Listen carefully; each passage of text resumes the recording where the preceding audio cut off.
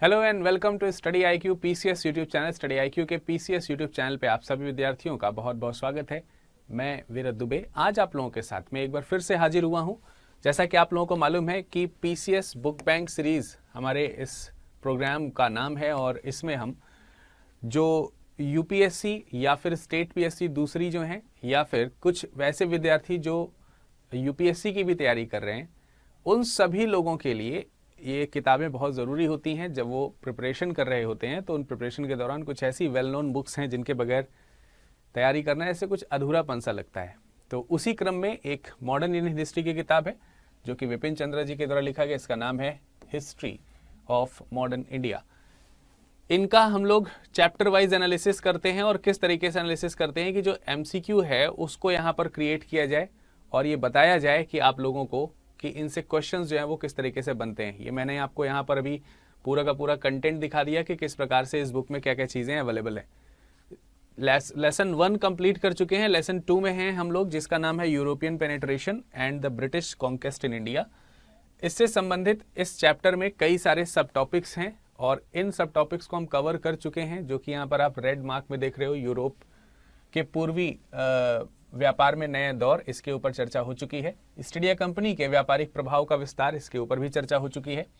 इसके अलावा हम देखेंगे दक्षिण में अंग्रेजों और फ्रांसीसियों के मध्य टकराव, इस पर भी हमने डिस्कशन किया है। बंगाल पर अंग्रेजों का अधिकार, यहाँ से भी क्वेश्चंस जो क्रिएट हो सकते थे वो मैंने बताए।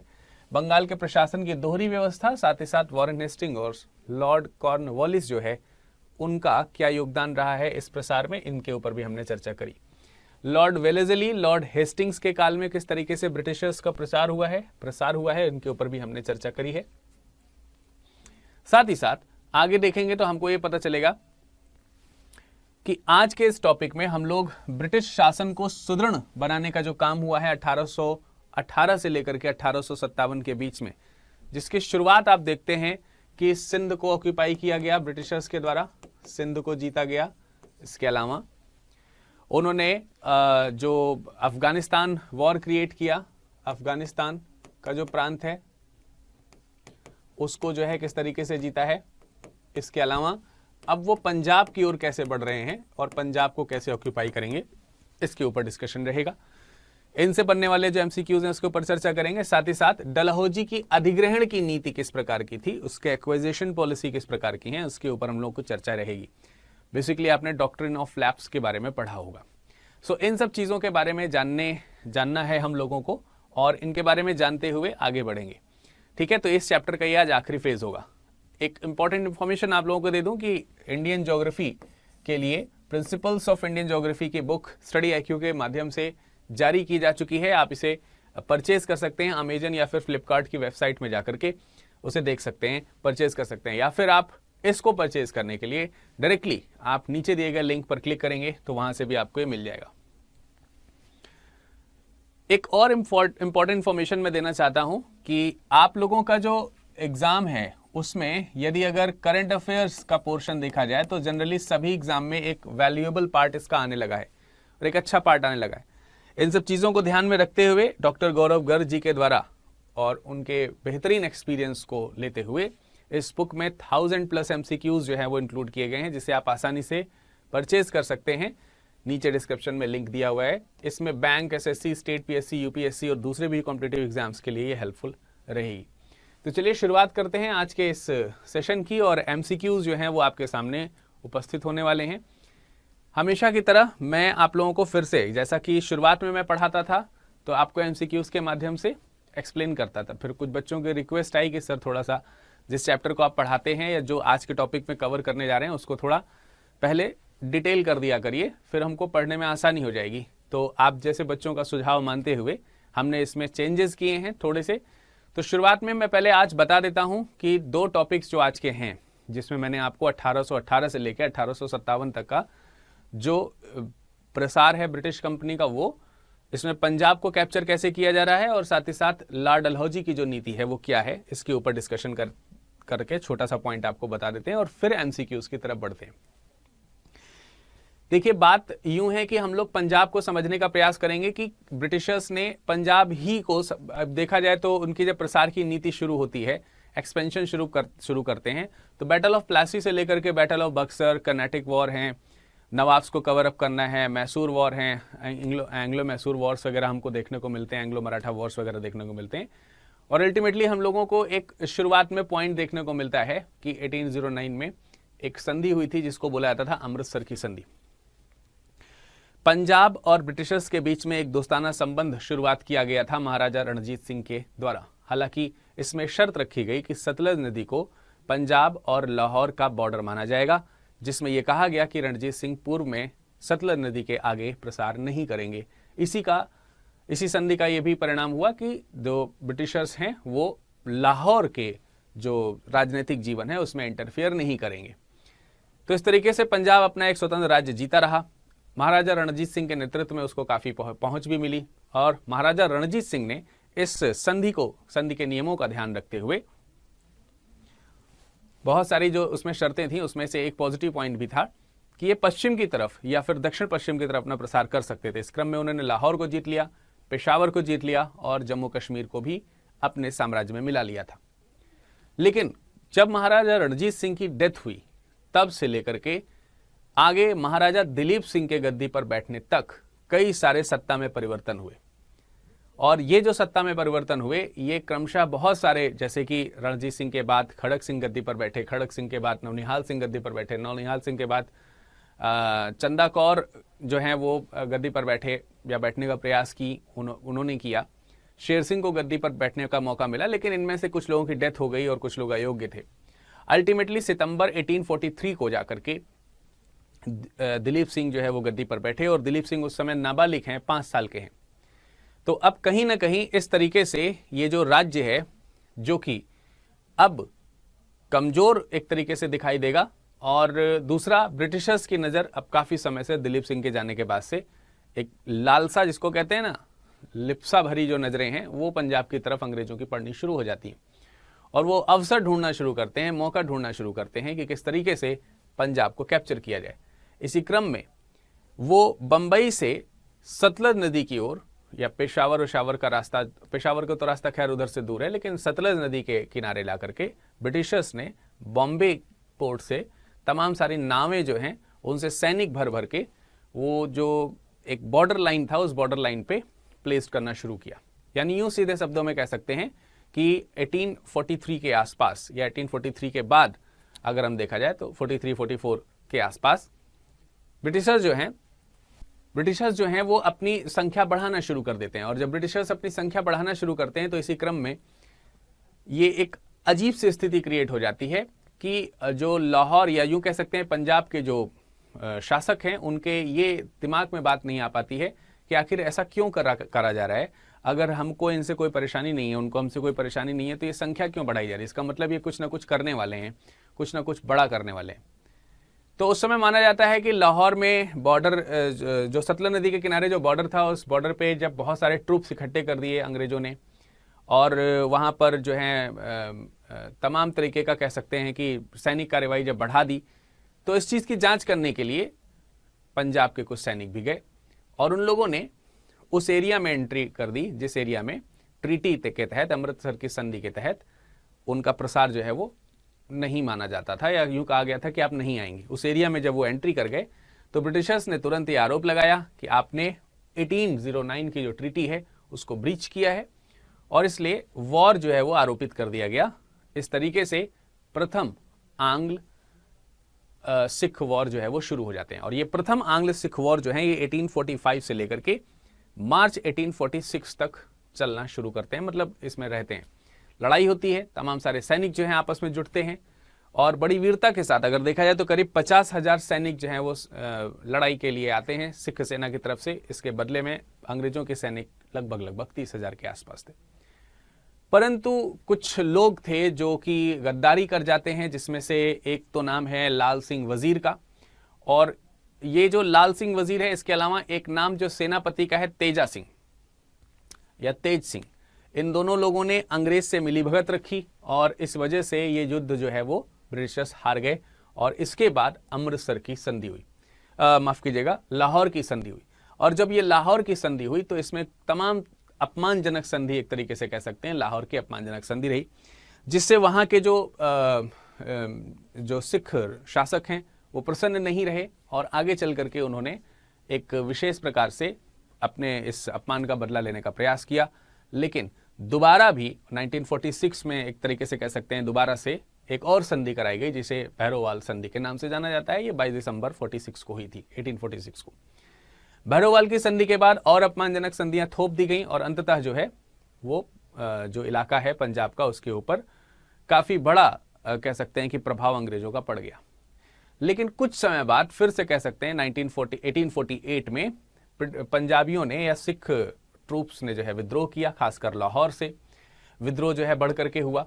और जो लाहौर से विद्रोह बढ़ करके हुआ उसका बदला लेने के लिए अंग्रेजों ने फिर से जो है लड़ाई लड़ी। और ये जो सेकेंड वॉर हुआ ब्रिटिशर्स और सिखों के बीच में से सिख सेकेंड बैटल ऑफ कह सकते हैं कि सिख एंड एंग्लो वॉर कहलाता है ये।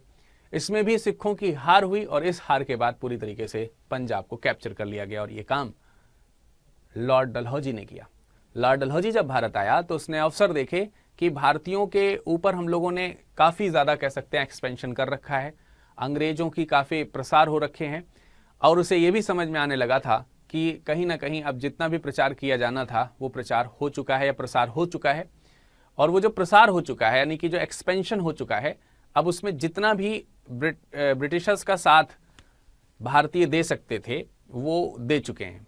और अब इनके ऊपर कोई इनसे कोई बहुत ज़्यादा संबंध ना रखते हुए सीधा इनके राज्य को हड़प कर लेना चाहिए, क्योंकि संधि कर करके जितने राज्य हम लोग जीत सकते थे उतने जीत चुके हैं। अब संधि का कोई महत्व नहीं है, अब सीधा हमें कैप्चरिंग करनी चाहिए। इसलिए उसने लॉर्ड डलहौजी ने डॉक्ट्रिन ऑफ लैप्स को इम्पोज किया और 17 से शुरुआत करते हुए तमाम सारे राज्य जीत लिए, जिसमें सबसे महत्वपूर्ण था अवध की विजय। यह अवध का मर्जिंग जो था ब्रिटिशर्स के साथ वो हुआ। और इस तरीके से ये जो हमने जो चैप्टर का छोटा बहुत आपको पॉइंट बताया है वो बताया। अब इसके फैक्चुअल जो पॉइंट्स हैं वो क्वेश्चन के थ्रू होंगे। स्टोरी आपको समझ में आ गई होगी। चलिए शुरुआत करते हैं। पहला क्वेश्चन आपके सामने स्क्रीन के ऊपर है, प्रथम आंग्ल सिख युद्ध कब से कब तक चला? फर्स्ट बैटल जो है, जो फर्स्ट एंग्लो सिख वॉर जो है वो कब से कब तक चला है, इस क्वेश्चन का आपको आंसर देना है। ऑप्शंस आपके सामने 4 लिखे हुए हैं और पहला ऑप्शन है 1845 से लेकर के 1846 तक, 1848 से 1849, 1848 से 1856 या फिर 1813 से 1822। तो मैंने आपको बताया कि 1845 से लेकर के 1846 तक ये फर्स्ट बैटल जो है वो रहा है। ये वाला करेक्ट आंसर हो गया ऑप्शन नंबर ए। ये स्टैटिक पॉइंट है, इसमें बहुत ज़्यादा कुछ नहीं है, याद करने वाली चीज़ें हैं। और ये वॉर कैसे शुरू हुआ इसके बारे में मैंने थोड़ी देर पहले ही आपको बताया कि कैसे महाराजा रणजीत सिंह के बाद में दिलीप सिंह गद्दी पर बैठे और फिर उसके बाद क्या क्या चेंजेस आए। अब इस क्वेश्चन के थोड़ा सा और आगे बढ़ते हैं और अगले प्रश्न पे चलते हैं तो हमें पता चलेगा प्रथम आंग्ल सिख युद्ध के कारण क्या थे और उस कारण को ध्यान में रखते हुए कौन सा कथन असत्य है या कौन से कथन असत्य हैं। अब 4 ऑप्शंस इसमें दिए गए हैं और ये 4 ऑप्शंस में से पहला है सिख सेना द्वारा अमृतसर की संधि का उल्लंघन हुआ। क्या ये सही है? तो मैंने अभी आपको थोड़ी देर पहले बताया कि जब दक्षिण से अंग्रेजों की आर्मी जो है वो सतलज नदी के किनारे बहुत ज्यादा एस्टैब्लिश होने लगी और वो अपने बंकर्स वगैरह भी बनाना शुरू कर देते हैं, तो इस सभी क्रम में हमको ये बंकर्स बनने लगे, बैरक बनने लगी, छावनियां जिसको कह सकते हैं, सैनिकों की संख्या जो है बढ़ा दी गई, नाव से सैनिक भर भर के आने लगे। तो उसका इंस्पेक्शन करने के लिए कुछ सेना के, सिख सेना के जवान गए और उन्होंने उस एरिया में एंट्री करी जो कि बेसिकली वो उनके एरिया में नहीं आती थी, या यूं कह सकते थे कि वो किसी के भी एरिया में नहीं आती थी। वो जैसे आपने देखा ना कि कई बार भारत और चीन के बीच में विवाद हो जाता है, इसी तरीके का वहां पर भी विवाद हुआ और इसी चीज को बहाना बनाते हुए सिख सेना ने अमृतसर की संधि का उल्लंघन कर दिया है, ये आरोप लगा दिया ब्रिटिशर्स ने और ये वॉर क्रिएट हो गया। तो ऑप्शन नंबर ए तो जो है वो सत्य है, ये कारणों में गिना जा सकता है। दूसरा है ब्रिटिश आर्मी ने सतलज किनारे स्थित फिरोजपुर के लिए मुंबई या बंबई से नावें भरकर सेना भेजी। तो ये बात भी बिल्कुल सही है, ब्रिटिश आर्मी ने ऐसा किया कि सतलज नदी के किनारे फिरोजपुर का जो इलाका था वहां पर बंबई से नावें भर करके सेना भेजी जाने लगी। तो ये भी कथन सत्य है। अंग्रेजों द्वारा पंजाब की सीमा पर बैरकें बनाई गई, तो ये भी कथन सत्य है। वास्तविक रूप में ये असत्य छोड़ करके आप यहाँ पर सत्य लिख लीजिए, ठीक है, कौन सा कथन सत्य है। तो कौन सा कथन सत्य है के स्टेटमेंट में अब ये थोड़ा सही हो जाएगा, क्योंकि ये क्वेश्चंस जो है मेरे द्वारा खुद बनाए गए हैं, तो तो इस प्रकार की छोटी सी मिस्टेक आपसे हो गई है। तो आप क्वेश्चन में असत्य की जगह सत्य कर लीजिए कि इनमें से कौन से स्टेटमेंट सत्य हैं। तो प्रथम आंग्ल सिख युद्ध में कौन से कथन सत्य हैं, तो ये भी सही है, ये भी सही है, ये भी सही है, तो ऑप्शन नंबर डी हो जाएगा, उपरोक्त सभी सही है। ठीक है, इस क्वेश्चन का आंसर क्या हो जाएगा, option number D, all statements are correct. So यहां पर फॉल्स की जगह एंग्लो सिख वॉर में आपको बताना है which one of the following statements about the cause of the first Anglo Sikh war is correct. Is या आर लिख सकते हैं, are correct, right. So now the question is correct कर दिया गया इसको, now the question is correct. अब आप इसका आंसर देंगे तो ऑप्शन नंबर डी क्या हो जाएगा, बिल्कुल सही हो जाएगा। अगले प्रश्न की तरफ बढ़ते हैं, लाहौर की अपमानजनक संधि कब हुई। लाहौर की अपमानजनक संधि कब हुई है, ये यहां पर पूछा जा रहा है। देखिए लाहौर की अपमानजनक संधि किस प्रकार की थी, पहले तो उसको समझ लेते हैं। जब लाहौर का वॉर हुआ, या यूं कह सकते हैं कि जब फर्स्ट एंग्लो सिख वॉर हुआ, तो उस वॉर में इस संधि के तहत पहली बात तो ये कही गई कि जो राजा दिलीप सिंह हैं वो राजा दिलीप सिंह ही रहेंगे, महाराजा जो दिलीप सिंह हैं वो दिलीप सिंह ही रहेंगे। लेकिन क्योंकि दिलीप सिंह नाबालिग थे या बहुत छोटे थे, इसलिए इनका जो इनकी संरक्षिका के तौर पे जिंदा कौर, इनकी संरक्षिका के तौर पर जिंदा कौर जो है, या कहीं कहीं जिंदल कौर लिखा रहता है, वो संरक्षिका के तौर पर थी और इन्हें भी अभी भी संरक्षिका के तौर पर बने रहने दिया गया। और साथ ही सेना का जो वजीर है, वो जिसने गद्दारी भी करी थी, जिसको कह सकते हैं, सेना का वजीर लाल सिंह रहेगा, और सेना का वजीर लाल सिंह अभी भी रहा, लाल सिंह। ठीक है, तो ये तो एज इट इज सिचुएशन पहले भी थी और बाद में भी कर दी गई। लेकिन इसके अलावा ये जो युद्ध का हर्जाना है, वो युद्ध का हर्जाना जो है वो आरोपित कर दिया गया था ब्रिटिशर्स के द्वारा। ब्रिटिशर्स की नीति रहती थी जब आप युद्ध हारेंगे तो युद्ध का हर्जाना हमें देना पड़ेगा आपको। तो ये अमृतसर की संधि में, माफ कीजिएगा, लाहौर की जो संधि हुई है, लाहौर की संधि 8 मार्च 1846 को हुई है, जिसमें यह कहा गया कि इस तरीके की चीजें रहेंगी और बनी रहेंगी सारी चीजें इसी तरीके से। लेकिन कुछ ही समय बाद क्या किया गया, ये भी एक्सेप्ट किया गया कि आप इनकी संरक्षिका भले ही रहिए, लेकिन आगे चल करके इनको पृथक करने का भी प्रयास किया गया। पृथक करने का मतलब कुछ ही समय बाद क्या हुआ, जिंदल कौर जो है अपने अपमान का बदला, यानी हार का बदला लेना चाहती थी, इसलिए कॉन्स्पिरेसी करनी इन्होंने शुरू करी। तो इसको क्या कर दिया गया, इन दोनों से अलग कर दिया गया और जिंदल कौर को पेंशन पर भेज दिया गया, पेंशन पर।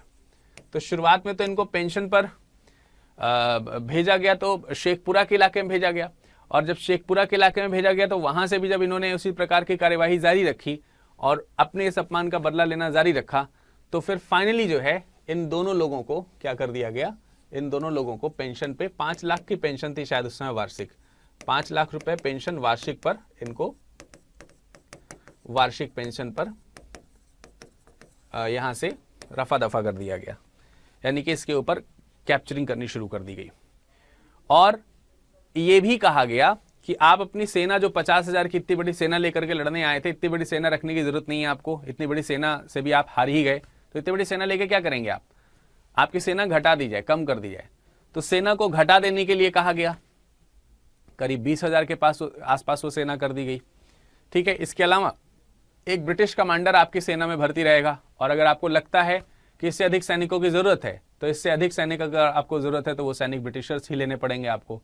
तो ब्रिटिश सैनिक इनकी सेना में शामिल हो गए, ब्रिटिश गवर्नर अपॉइंट हो गए, संधि का हर्जाना भरना पड़ा आपस में, यहाँ पर इस तरीके से इनको कंट्रोल करके इनकी पेंशन नियुक्त कर दिया गया। तो ये सब चीजें थी। तो ये हुआ था 8 मार्च 1846 के दिन। ठीक है, इसके बाद 16 दिसंबर 1846 को एक और संधि हुई थी, और ये जो संधि है जो कि भैरोवाल संधि के नाम से जानी जाती है। ठीक है, भैरोवाल की संधि है। कहीं कहीं पर 22 दिसंबर भी लिखा रहता है इसकी जगह पर, और कहीं कहीं पे 16 दिसंबर लिखा रहता है। और इसी तरीके से इस वाली डेट में भी कंफ्यूजन आपको हो सकता है कहीं से देखने को मिले, तो कहीं कहीं 8 मार्च लिखा रहता है और कहीं कहीं 9 मार्च लिखा रहता है डेट पर। तो बेसिकली आप इसे 8 मार्च ही मान करके चलेंगे तो ज़रा ठीक रहेगा।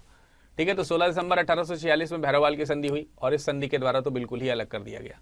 तो इसका करेक्ट आंसर क्या हो जाएगा, ऑप्शन नंबर ए हो जाएगा। ठीक है, अगला क्वेश्चन है, 8 मार्च 1846 को हुई लाहौर की संधि में निम्नलिखित में से कौन सा कथन असत्य है।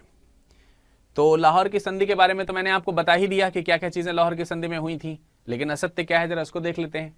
अंग्रेजों ने जालंधर के दोआब को हड़प लिया और 50 लाख रुपए नगद जम्मू कश्मीर नगद लेकर जम्मू कश्मीर को गुलाब सिंह डोगरा के हवाले कर दिया। मैंने बताया ना काफी अपमानजनक संधि थी। तो क्या था, युद्ध का हर्जाना हुआ। हर्जाना में 1 करोड़ रुपया, 1 करोड़ रुपए का हर्जाना इनके ऊपर आरोपित किया गया सिख साम्राज्य के ऊपर। तो इन्होंने अपने सिख साम्राज्य का जितना भी कोष में धन था वो सारा का सारा धन जो है वो ब्रिटिश को दे दिया। उसके बावजूद भी इसका ये 1 करोड़ रुपया पूरा नहीं हो पाया। मतलब जो भी राजकोष में धन था वो 1 करोड़ रुपए से कम था। तो जब हर्जाना दिया गया तो इतना हर्जाना नहीं था कि जो आरोप लगाया था वो आरोप पूरा उससे प्रॉफिट हो जाए या भर जाए। तो ब्रिटिशर्स ने क्या किया, ब्रिटिशर्स ने ये कहा कि जालंधर का जो दोआब रीजन है वो दोआब रीजन हमें दे दो। तो जालंधर का दोआब रीजन दे दिया, लेकिन उससे भी ये वाला जो हर्जाना है ये पूरा नहीं हो पाया। और इसके पश्चात उन्होंने क्या किया कि अब आगे कैसे पूरा किया जाए, तो उसके लिए इन्होंने क्या किया कि इनके रीजन के अंदर यानी पंजाबी रीजन के अंदर जम्मू कश्मीर का जो इलाका शामिल हो गया था महाराजा रणजीत सिंह के द्वारा, वो इलाका गुलाब सिंह को दे दिया गया। और गुलाब सिंह ने इसके बदले जो है 50 लाख रुपए नगद दिए, 50 लाख रुपीज नगद दिए। ये सब करके भी उनका पेट नहीं भरा, फिर आर्मी रिड्यूस कर दी गई। ठीक है, पंजाब की सेना में 20,000 पैदल और 12,000 घुड़सवार शामिल किए गए। तो जी शामिल नहीं किए गए बल्कि कम कर दिए गए, शामिल नहीं हुए, कम किए गए, कम। ठीक है, रिड्यूस कर दिए गए। तो दूसरा स्टेटमेंट तो गलत है, पहला वाला स्टेटमेंट सही है। तो इस हिसाब से केवल कथन एक सही होगा, ऑप्शन नंबर ए सही होगा। तो जो आपने लाहौर की जो संधि देखी, उस लाहौर की संधि में क्या स्टेटमेंट सही निकला ये आपको पता चल गया। अगले क्वेश्चन की तरफ बढ़ते हैं और अगला प्रश्न है, द्वितीय आंग्ल सिख युद्ध के कारण क्या थे। ऑप्शंस हैं, सिख स्वतंत्रता प्रेमी थे और प्रथम युद्ध के उपरांत हुई लाहौर की संधि और भैरोवाल की संधि से नाखुश थे। यह बात बिल्कुल दुरुस्त है, यह बात बिल्कुल सही है, इसमें कोई दिक्कत वाली बात नहीं है, बिल्कुल सही बात है। अब जरा देखिए, मुल्तान के मूल राज, देखिए मुल्तान वाला जो इलाका था, मुल्तान के गवर्नर हुआ करते थे, गवर्नर। मुल्तान के गवर्नर कौन थे, मुल्तान के गवर्नर थे मूलराज। तो मुल्तान के गवर्नर मूलराज ने और लाहौर के गवर्नर छतर सिंह अटारीवाला ने, इन दोनों लोगों ने 1858 में क्या कर दिया, विद्रोह कर दिया। और विद्रोह करने से पहले की स्थिति यह हुई कि जब फर्स्ट वाला वॉर हुआ था तो उस वॉर के बाद जो है इनके ऊपर कुछ टैक्सेस लगा दिए गए। यूं कह सकते हैं कि जैसे वहां पे युद्ध का हर्जाना लगाया गया था, वैसे इन गवर्नर्स को भी लगा दिया गया था कि आप हर साल इतना वो भेजेंगे, कर भेजेंगे। तो इन्होंने मना कर दिया था, क्या नाम है, मूलराज ने मना कर दिया कि हम जो भी इंडेमनिटी है वो वापस नहीं करेंगे, नहीं देंगे आपको। और इतना ही नहीं, इन्होंने ब्रिटिशर्स का राज जो है एक्सेप्ट करने से भी मना कर दिया। तो इस सब चीजों को कंट्रोल में करने के लिए ब्रिटिशर्स ने अपने 2 बड़े अधिकारियों को भेजा इनसे बातचीत करने के लिए। तो मूलराज जो है वो इनसे बातचीत ना करके उन 2 ब्रिटिश अधिकारियों की हत्या कर देते हैं, या यूं कहते हैं कि उनके जो साथी हैं वो इनकी हत्या कर देते हैं। लाहौर की जनता इनके साथ थी और इस तरीके से वो एक रिबेलियन घोषित कर दिए जाते हैं ब्रिटिशर्स के द्वारा। और ये समय जो है अब लॉर्ड डलहौजी का आ चुका है। तो लॉर्ड डलहौजी ने इन्हें विद्रोही घोषित जब कर दिया तो अंग्रेजों ने इनके ऊपर आक्रमण किया और सेम स्थिति यहां पर भी हुई और इन दोनों राज्यों को जीत करके कैप्चर कर लिया और अंग्रेज पूरी तरीके से पंजाब के ऊपर हावी हो गए या पंजाब को अपने कंट्रोल में कर लिए। तो स्थिति में अगर देखा जाए तो दोनों स्टेटमेंट सही हैं। So the correct answer would be option number C. ठीक है, ऑप्शन नंबर सी में क्या लिखा है, 1 और 2 दोनों ही करेक्ट हैं, सही है। सो ये है आंग्ल सिख वॉर। ओके, पंजाब के अंग्रेजी साम्राज्य में पूर्ण विलय के समय भारत का गवर्नर जनरल कौन था। अभी मैंने बताया 1848 का समय आ रहा है और इस समय जो है ये भारत में डलहौजी आ चुका है, लॉर्ड डलहौजी जो है वो भारत आ चुका है। तो ऑप्शन है आपके पास में लॉर्ड हेस्टिंग्स, हार्डिंग्स, डलहौजी या लॉरेंस। लॉरेंस जो है ये कह सकते हैं पंजाब में गवर्नर के तौर पर अपॉइंट किया गया था, पंजाब में गवर्नर के तौर पर अपॉइंट कर दिया गया था। और बाद में इसी हेनरी लॉरेंस के भाई जॉन लॉरेंस थे जिनको ये पंजाब का रीजन दे दिया गया। सो आपको ये पॉइंट क्लियर हो गया। 1848 में लॉर्ड डलहौजी है, तो इसका करेक्ट आंसर क्या हो जाएगा, ऑप्शन नंबर ऑप्शन नंबर कौन से, डलहौजी किस पे लिखे हैं, डलहौजी सी में लिखे हैं, तो ऑप्शन नंबर सी हो जाएगा, ऑप्शन नंबर सी हो जाएगा जी, ए नहीं होगा, सी होगा, ठीक है। Option number C would be the right answer, option number C इसका सही आंसर हो जाएगा, लॉर्ड डलहौजी। ठीक, चलिए अगले प्रश्न की तरफ बढ़ते हैं। अगला प्रश्न है, डलहौजी द्वारा भारत में राज्य हड़प नीति लागू करने से पूर्व उसके क्या पूर्वावलोकन थे, अर्थात जब उसने भारत में, लॉर्ड डलहौजी ने राज्य हड़प की नीति लागू करी तो उसने क्या देखा भारत में, क्या सोचा, क्या एनालिसिस किया, क्या सोच करके, क्या रिव्यू करके उसने ये नीति लागू करने के लिए कदम उठाया। भारतीय राज्यों के शासक राज्यों का शासन ठीक तरह से नहीं चला पा रहे हैं, जिससे देशी राज्यों के लिए ब्रिटेन का निर्यात घट रहा है। तो ये बात बिल्कुल सही थी कि जो उस समय इंडिया के जो देशी रियासतें थी, अब भाई हर जगह अंग्रेजों का ही कब्जा हो गया था, तो ये सारी रियासतों के जो राजा थे ये नाम के राजा रह गए थे, फिर वो चाहे नवाब हो, चाहे महाराजा हो, बादशाह हो, सुल्तान हो, कोई भी हो, ये सब ना, और इसकी वजह से जनता को अल्टीमेटली नुकसान उठाना पड़ता था। इसका सबसे बड़ा उदाहरण जो है वो आपका अवध है।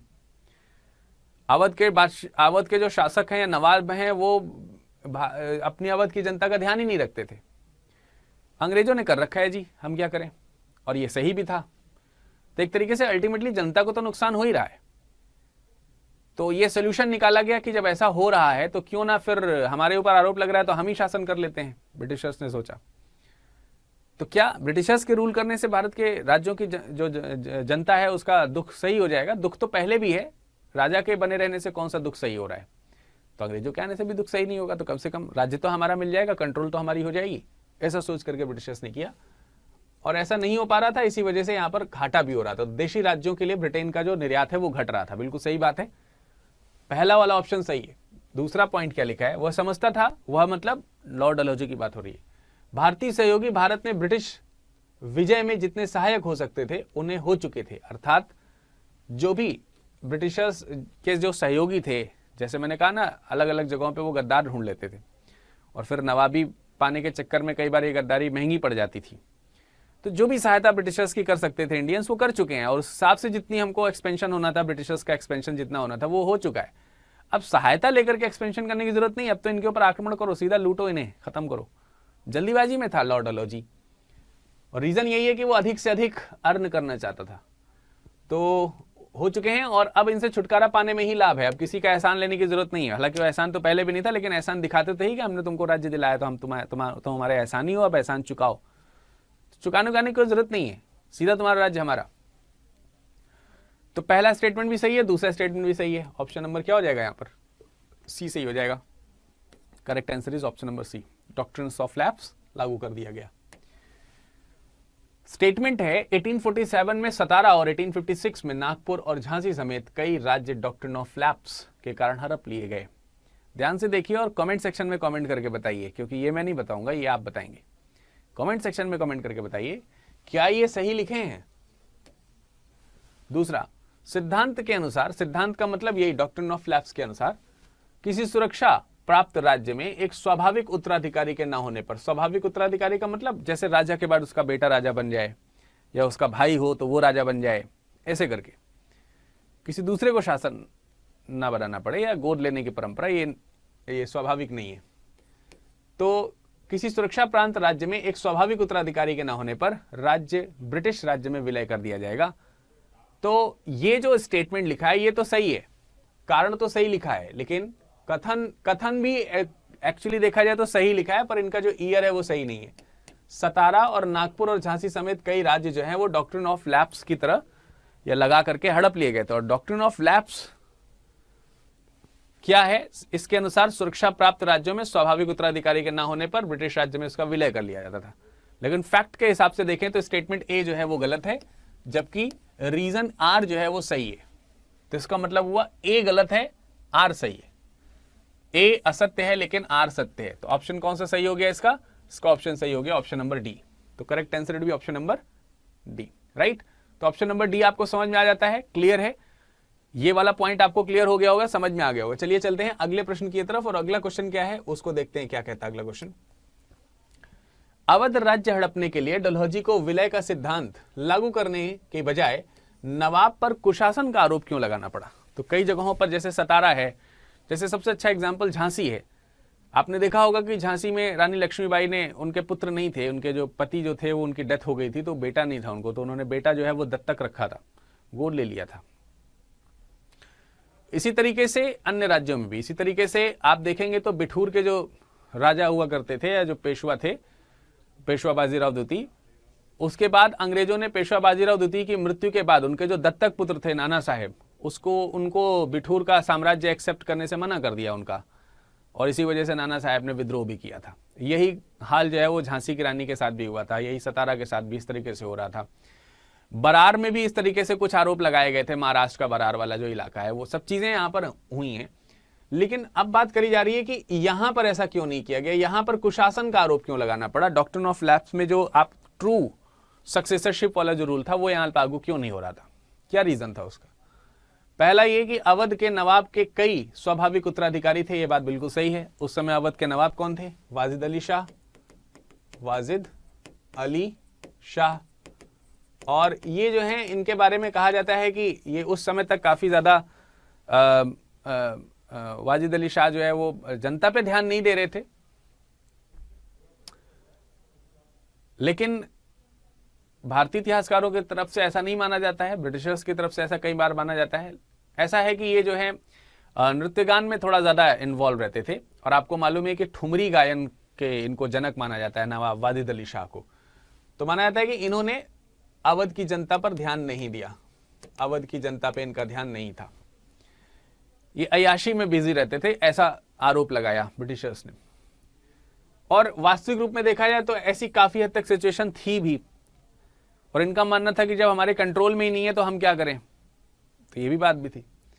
बक्सर की लड़ाई के बाद से ही अवध के नवाब अंग्रेजों के सहयोगी थे, तो एक तो स्वाभाविक उत्तराधिकारी थे, यानी कि इनके परिवार के, राज परिवार के लोग ही इनके उत्तराधिकारी हो सकते थे, तो यहाँ दत्तक पुत्र जैसा कोई बात नहीं, दिक्कत नहीं थी, तो वाला आरोप इसलिए नहीं लग पाया इनके ऊपर। दूसरा, 1764 का जो बक्सर का युद्ध हुआ, तब से लेकर के अभी तक जितने भी नवाब आते रहे अवध के, वो सब जो है इनके सहयोगी थे ब्रिटिशर्स के, और इतना ही नहीं, आज्ञाकारी भी थे, जो जो कहते थे वो ये करते चले जाते थे, चाहे वो मैं कह सकता हूं कि उस पर सहयोग, जो राजनीतिक सहयोग है उसकी बात हो, सैनिक सहयोग उसकी बात हो, किसी प्रकार से आर्थिक सहयोग हो उसकी बात हो, सब में ये ब्रिटिशर्स का साथ देते थे, तो ब्रिटिशर्स को कोई दिक्कत ही नहीं थी। तो अब ये एक ही रह गया कि इनके ऊपर आरोप लगाया जाए कि क्या कर रहे हैं ये सही से अवध का शासन चला नहीं पा रहे हैं अवध पे, इसीलिए कुशासन का आरोप लगाया गया, वो वाला आरोप यहाँ पे काम नहीं किया, तो कुशासन का आरोप लगा करके इनका राज्य हटाएगा। तो ए, बी और सी तीनों सही है, ऑप्शन नंबर डी जो है वो बिल्कुल सही जवाब होगा इसका। So option number D would be the correct answer of this particular question. ठीक है, ऑप्शन नंबर डी समझ में आ गया, हाँ या नहीं? अब चलते हैं अगले प्रश्न की ओर, और ये मैचिंग का क्वेश्चन है, और मुझे लगता है देखते ही आपको समझ में आ जाएगा। लिखा है, डलहौजी की हड़प नीति के संबंध में निम्नलिखित का मिलान करना है।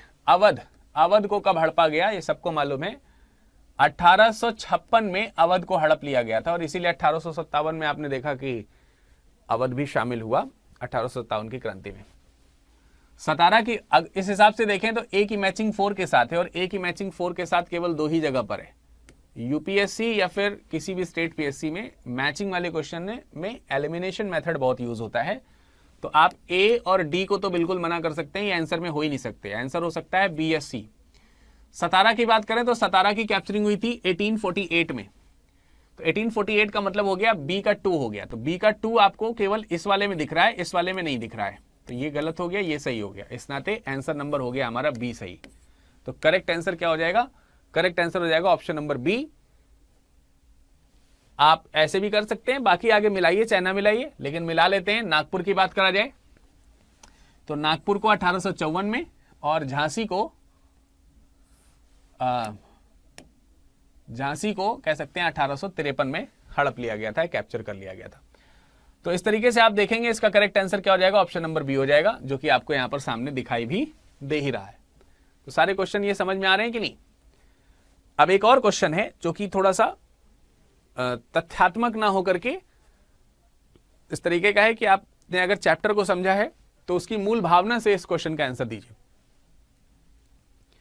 डलहौजी की राज्य हड़प की लालच के पीछे कारण क्या थे? आखिर क्यों इतना जल्दी में था क्यों वो फटाफट राज्य को हड़पना चाहता था? उसके पीछे उसकी लिप्सा के कारण क्या थे, लालच के कारण क्या थे? अवध अपनी बेपनाह दौलत के साथ मैनचेस्टर में तैयार मालों के लिए एक अच्छा बाजार बन सकता था। मतलब यह हुआ कि देखिए, जो इंग्लैंड है उसका मैनचेस्टर शहर जो है वो व्यापार के लिए तो आपको मालूम ही है कि फेमस है।